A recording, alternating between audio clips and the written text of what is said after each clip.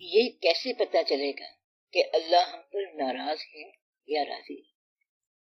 اگر اللہ تعالیٰ کی طرف سے آزمائش ہو یا انعام ہو تو اسے پہچاننا چاہیے۔ مثلاً ایک آدمی پر بیماری آئی تو بیماری سزا بھی ہو سکتی ہے، بیماری آزمائش بھی ہو سکتی ہے، اور بیماری انعام بھی ہو سکتی ہے۔ اگر بیماری میں بیمار کو تکلیف ہو رہی ہے اور اللہ سے شکایت پیدا ہو رہی ہے تو یہ بیماری ایک سزا کے طور پہ آئی ہے، اور اگر بیماری میں بیماری دینے والے کا خیال رہے اور اللہ سے رجوع رہے تو یہ بیماری انعام ہوگی۔ اگر بیماری میں اللہ کا خوف آ رہا ہو تو یہ خوف آزمائش ہے اور یہ کسی انعام کا پیش خیمہ ہے، کیونکہ پیغمبر بھی بادشاہ ہوئے اور فرعون بھی بادشاہ ہوا اور پیغمبر بیمار بھی ہوئے اور وہ بادشاہ دنیا دار بھی بیمار ہوا، یعنی سارے کام پیغمبروں میں ہوئے اور سارے کام دنیا داروں میں ہوئے، مگر یہ کہ پیغمبر گناہ نہیں کرتا اور اللہ سے کسی بھی حال میں اپنا رابطہ کمزور نہیں ہونے دیتا۔ پیغمبر کی شان ہی یہی ہے۔ اب اگر کسی کو کوئی مرتبہ ملا ہے، چاہے دنیاوی دولت ہو، کوئی مقام ہو، عزت ہو، سرفرازی ہو، صحت ہو، روپ ہو، رنگ ہو یا کوئی اور اچھی چیز ہو، اس دوران اپنے آپ میں جائزہ لو۔ اگر آپ کی پیشانی سجدہ کرنے کے لیے زمین پر تلاش کر رہی ہے تو پھر تو وہ انعام ہے، چاہے تکلیف ہی ہو، اور اگر اس دوران انا کا سینگ سر سے نکلنے لگا ہے تو پھر تو وہ بربادی ہے۔ چاہے آپ کو خوشی کا موقع نظر آ رہا ہو تو گویا کہ اپنے ساتھ ہونے والے واقعات پر اپنے دل سے پوچھو کہ دل اللہ کی طرف جھکنے والا ہے یا بغاوت پر مائل ہے۔ اگر دل بغاوت کی طرف مائل ہو اور گلے کی طرف مائل ہے تو یہ ابتلا ہے۔ اگر دل سجدے کی طرف مائل ہے اور آپ سجدہ کر رہے ہیں اور جس بات پر بھی کر رہے ہو وہ بات چاہے نعمت ہو چاہے بیماری ہو تو اس کا مطلب ہے آپ پر اللہ کی طرف سے انعام ہو رہا ہے، اور جہاں آپ باغی ہو گئے وہاں آپ پر عذاب ہے، چاہے بادشاہی ہو۔ تو گویا کہ اس طرح یہ فیصلہ آپ کا اپنا دل کرتا ہے کہ مجھ پر ہونے والا واقعہ کیا ہے۔ دل اگر اللہ جھکا ہوا ہے یعنی اللہ کی طرف جھکا ہوا ہے تو وہ واقعات صحیح ہیں، اور دل اگر مایوسی میں ہے، تذبذب میں ہے، شکوے میں ہے، شکایت میں ہے اور بددلی میں ہے تو سمجھو کہ آپ کا ایمان ختم ہو گیا ہے۔ لہٰذا واقعات کی کوئی اہمیت نہیں ہے بلکہ دل کی اور ایمان کی بات ہے۔ اسی طرح حج جھوٹے لوگ بھی کرتے ہیں اور سچے لوگ بھی کرتے ہیں۔ آپ نے دوسروں کا فیصلہ کرنے کی بجائے اپنا فیصلہ آپ کرنا ہے، یعنی اپنے دل میں دیکھیں کہ یہ کیا چاہتا ہے۔ اللہ وہ ہے جس کو انسان دھوکہ نہیں دے سکتے۔ اللہ وہ ہے جو نیت کا حال جاننے والا ہے، اور نیت کے پیدا ہونے سے پہلے بھی وہ جاننے والا ہے۔ نیت کے اندر چھپی ہوئی جو نیت ہے اس کو بھی جانتا ہے، یعنی مخفی کے اندر خفی کے اندر خواب کو بھی جاننے والا ہے، اور آپ سے وہ مکمل طور پر آشنا ہے۔ اب آپ اللہ کو بتا دیں کہ آپ کیا چاہتے ہیں۔ آپ ایماندار ہونا چاہتے ہیں یا تھوڑی سی ملاوٹ کرنا چاہتے ہیں؟ دونوں صورتوں میں اللہ کو پتہ تو چل جانا ہے، بس آپ ملاوٹ کو نکال دیں، کیونکہ پتہ تو اسے چل جانا ہے۔ اللہ کے راستے میں اصل بات کامیابی نہیں ہوتی بلکہ اللہ کا راستہ ہوتا ہے اور مسافر ہوتا ہے۔ یہی کامیابی ہے کہ آپ سچ کے راستے پر چل پڑے ہیں، جس طرح کہ یہ کہتے ہیں خدا کرے کہ یہ دکھ دور ہی نہ ہو ہرگز۔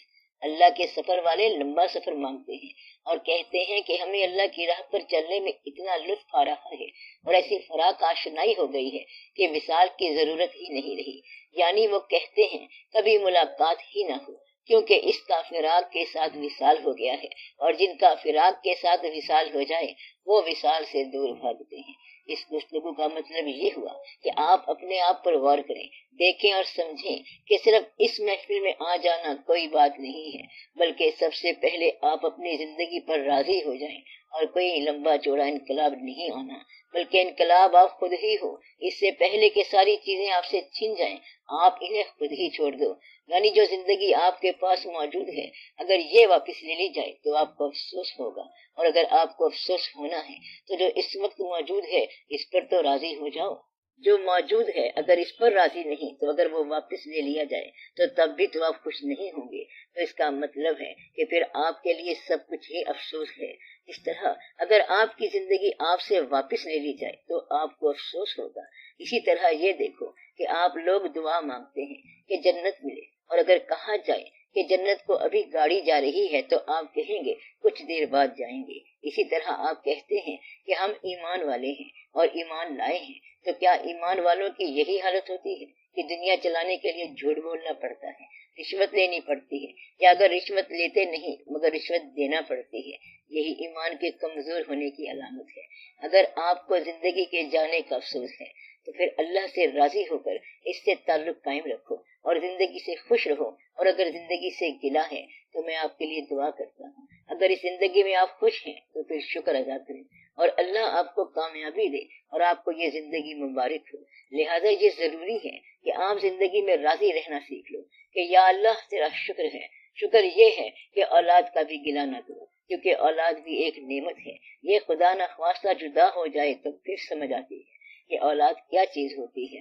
آپ ناراض نہ ہوا کرو، کیونکہ اولاد حماقت کرتی ہی رہتی ہے۔ ایک آدمی کے علم و فضل کا چرچا تھا، اس نے کہا کہ میرے استاد ہونے کا تو بڑا چرچا ہے مگر میرا اپنا بیٹا نہ سمجھے۔ تو اس کے دوست نے کہا کہ تمہاری استادی کس کام کی، اپنی استادی کا اظہار بند کر دو، ورنہ اولاد تمہیں ایسی طرف لے جائے گی جہاں تمہارے لیے بڑی مشکل ہوگی۔ بس آپ اپنی اولاد کو تسلیم کر لیں، اپنی برتری کا اظہار کرنا چھوڑ دو، اپنی فوقیت جتانا چھوڑ دو، ورنہ اولاد آپ کو پریشان کرے گی اور آپ کی دانائیاں دھری کی دھری رہ جائیں گی۔ اولاد سے جدا ہونا سب سے بڑی سزا ہے۔ جو اولادیں اپنے والدین کو چھوڑ جاتی ہیں وہ احمق ہوتی ہیں اور بے وقوف ہوتی ہیں۔ ایک گھر میں 5 بچے ہو گئے اور وہ غریب گھرانہ تھا۔ والدین اکثر پریشان رہتے تھے۔ ان میں سے ایک بچہ سیانا تھا، وہ یہ سب کچھ دیکھتا رہا اور سنتا رہا اور سوچتا رہا کہ والدین کو کوئی تکلیف ہے، حالانکہ وہ 8-9 سال کا بچہ تھا۔ ایسا ہوتا ہے کہ ایک بچہ دوسرے سب بچوں سے ذہین ہوتا ہے۔ اب وہ ذہنی طور پر عمر کا بہت بڑا تھا۔ اسے ایک دن ماں نے پھول دیے تو اس بچے نے کہا کہ پھول تو میں ضرور لے لیتا مگر یہ مرجھا جانے والی چیز ہے، اسے میں نے کیا کرنا ہے۔ اب عمر چھوٹی ہو اور باتیں بڑی ہوں تو اس وقت خطرہ ہوتا ہے، کیونکہ بچہ عمر سے زیادہ ہو جائے تو خطرہ ہوتا ہے، اور اگر آپ اپنی بڑی عمر میں بھی معصوم ہیں تو یہ خوبی ہے کہ آپ بچوں کی طرح رہتے ہو۔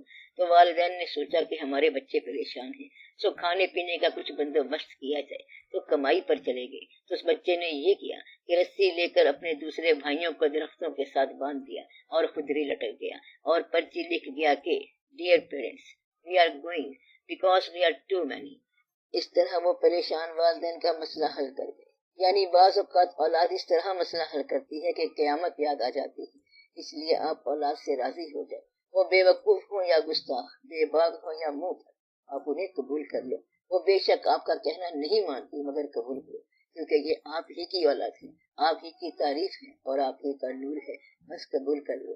وگرنہ ایسا نہ ہو کہ جدائی ہو جائے اور تم روتے رہو۔ پہلے ویسے رو رہے تھے کہ جان ستائی ہوئی ہے، اور اب اس لیے رو رہے ہو کہ وہ ہمیشہ کے لیے چلے گئے ہیں۔ جب وصال تھا تب بھی رو رہے تھے اور جب فراق ہے تب بھی رو رہے ہو۔ یہ تو جھوٹ ہے کہ نعمت ہے تب روتے ہیں اور نعمت چلی جائے پھر بھی روتے ہیں۔ تو جب تک نعمت موجود ہے اس کا شکر ادا کرو۔ ہر وہ چیز جو آپ سے چلی جائے اس کا آپ کو افسوس ہو نعمت کہلاتی ہے، یعنی ہر وہ چیز جس کے جدا ہونے کا افسوس ہو نعمت کہلاتی ہے۔ زندگی بھی نعمت ہے، بینائی بھی نعمت ہے، اولاد بھی نعمت ہے، اور اولاد پیدا کرنے والی مائی بھی نعمت ہے۔ اگر یہ نعمتیں ہیں تو پھر ان کا شکر ادا کرو، انہی گھروں کا شکر ادا کرو، یہ قائم ہے۔ بس ہر ایک بات کا شکر ادا کرو، ہر نعمت کو شکر کے ساتھ محفوظ کرو۔ اس طرح اللہ تعالیٰ کے ساتھ بڑی ہی خوشگوار صورت بن جاتی ہے۔ اللہ تعالیٰ آپ کے گھر والوں کو اور آپ کے گھروں کو سلامت رکھے۔